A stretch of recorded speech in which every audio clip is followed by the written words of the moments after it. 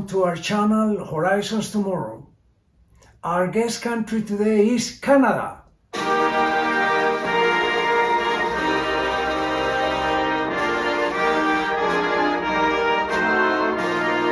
Definitely one of the countries that I love the most. After finishing our successful promotion in Japan, we arrived in Vancouver on April the 20th of 1980, and then flew to the Queen City of Regina in Saskatchewan. Next day, I visited the local Coca-Cola bottler and met with Len Jordan, who was the general sales manager. We had a very pleasant meeting where I explained to Len how important it was for our company, the Jack Russell Company, to have this test promotion in order to have a national program. The other test program was conducted by Cesar Perez in the city of Winnipeg. After talking to Len and explaining to him all the details and the benefits for him and for his bottler of our promotion, I could see in Len's eyes that he was not completely sold in the idea. Maybe he was asking himself, why me? Why my territory? But actually Coca-Cola Limited in Toronto needed to have these test programs in order to run the big one. At the end of the meeting, Len asked me how was the hotel and how I got to the bottler. And I said to him, the hotel is fine and a cab got me here. Just before I said goodbye, he handed me a car keys and he said, these are the keys of your car that is waiting for you in the parking lot. That was a very kind gesture from Len to give me one of his cars to go around in the Queen City. At that very moment in time, neither Len or myself had the slightest clue of how close we were going to be and how miraculously and outstanding results we were going to have for his bottler with our promotion. After a quiet weekend, I had 2 weeks to organize the whole campaign, all the details. I really wanted to have everything under control. I even traveled to Murcio to organize the territory there as well. That following Friday, Len Jordan and his girlfriend invited me to some of his friends to cook brownies. And that was the very first social meeting that I had with the people from Calgary, and we had a great time. Later that week, Juan Aroca, my great friend from Argentina, and Vernon Lowe from Malaysia arrived. And the following Monday, we had a kickoff meeting with all the sales team in the Regina bottler, and we were all set to go. To start with, we had a problem. Somebody has registered the word yo-yo as a trademark, and we could not use it. We have to use the very difficult to pronounce word return top, but actually everybody except us called them yo-yos. Several generations of Canadians grew up with yo-yos since 1930, including our beloved Richard E. Moffat and his twin brother. Cheerio Duncan were very popular in Canada. To revive the yo-yo fad definitely was not an easy task. At the beginning, almost nobody paid any attention to our promotion, and we did have many kids in the afternoon contest at the confectionaries. And actually, even mamas and papas shops, they were very skeptical about how could they possibly sell these plastic yo-yos at such a high price. Then we realized, among with our team, that we needed to hit the schools very strongly, and we did so. Although we were nothing new to most of the people, we were cool to young kids, and that's how we orchestrated our strategy. And sooner than later, that hard work and commitment paid off. Our contest in the afternoon, after school hours, start packing with hundreds of children, not to mention weekly contests in major shopping centers and malls. Then Len, John, and the whole Coca-Cola team start to believe in our evangelization and put all their efforts behind our promotion. Then something very special happened. Len called me into his office and introduced me to a young gentleman who has just arrived from Toronto, packed with his college degree and a burning desire to conquer the world.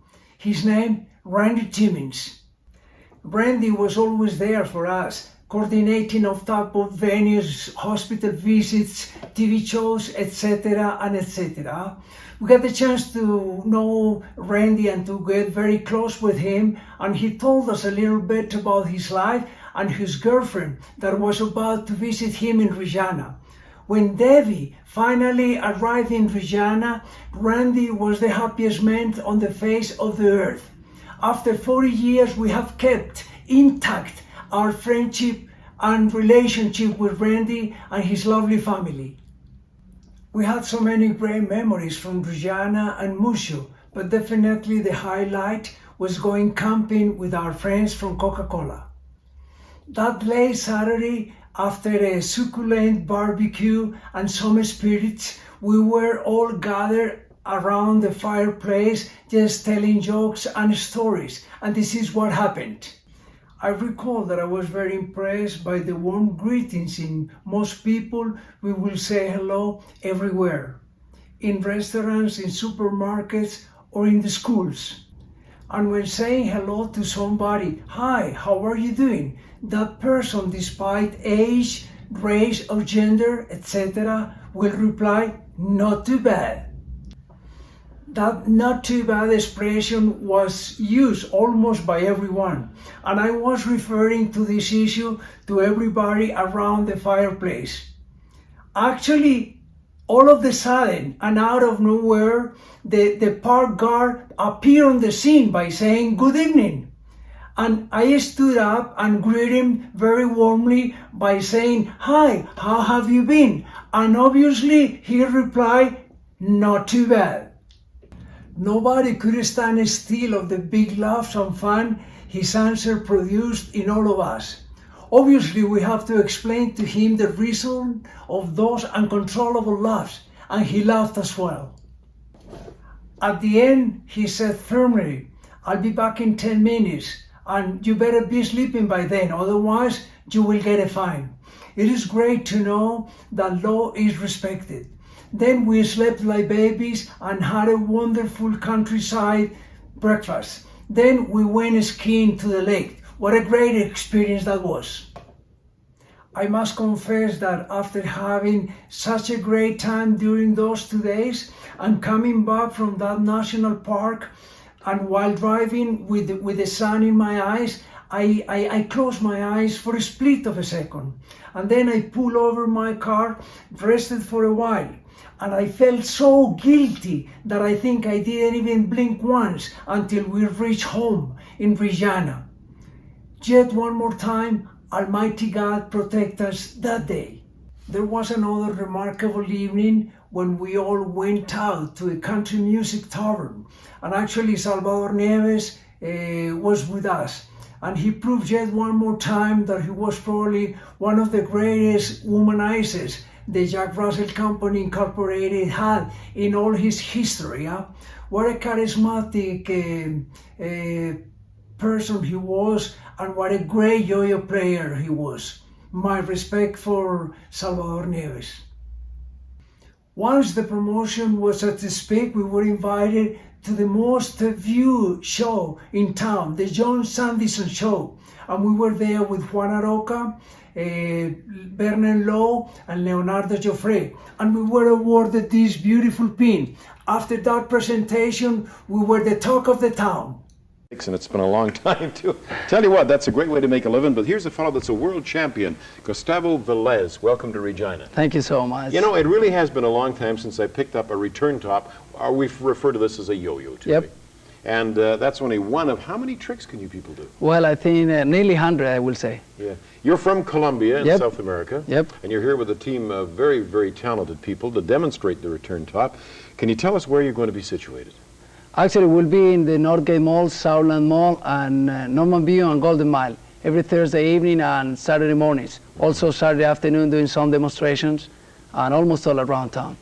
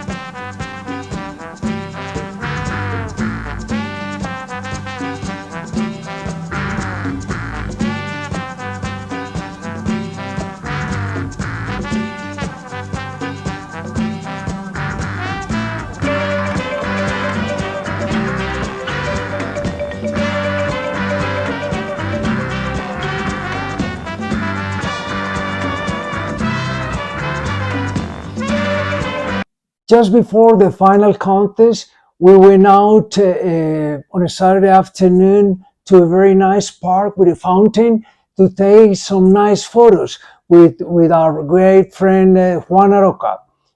Photos that I will share with you here in this video.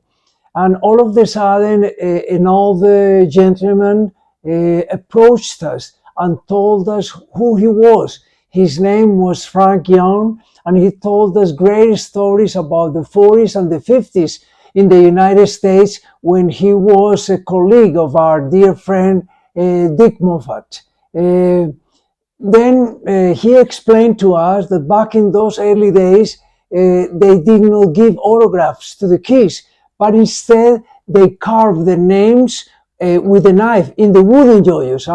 And all of a sudden, he pulled out a yo-yo and started carving his name in this plastic yo-yo. And then he gave it to me. I will share it with you so you can see it as well. We invited him to the final contest, and there he was, so well dressed and neat. And he actually came to the contest and gave me a bunch of old photographs with him and with Dick Moffat. The final contest was so successful and brought so many people to this venue. We were honored to have Lane Jordan awarding the mayor prizes in this final competition together with his lovely girlfriend. At the end, our promotion was so successful that all our team members received this magnificent achievement award from the Coca-Cola Limited people in Regina, Saskatchewan. The outcome of our promotions was a key factor for the signature of the working agreement with the Coca-Cola Limited in Toronto to run the whole country the following year. Being in Canada and not attending an ice hockey game is like going to Rome and not visiting the Vatican.